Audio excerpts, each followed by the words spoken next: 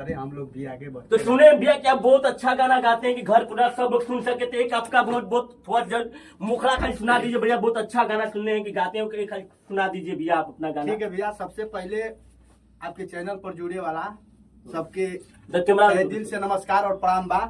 और आप लोग के हम बताओ चाहतनी, हम भोजपुरी सिंगर वजीर प्रेमी, और ये लाइव के जे भी चुनता जे भी जुड़ता भाई, एक बार शेयर लगाई जा अपने भाई खातिर। और आप लोग के बीच सुनाओ तनी। पतिया बाटे पटना बोलैला पे नहीं आवेला, हरे पतिया बाटे पटना बोलैला पे नहीं आवेला, हरे देवरा हो पाती खाली ढोढ़ी चाटेला। ये गाना अच्छा गा रहे हो, गाना अच्छा है, ये गाना अच्छा गा रहे हो, अच्छा गाना है। पूरा भोजपुरी पूरा बदनाम कर चुके हैं, फैला रहे हो, ऐसे ऐसे सब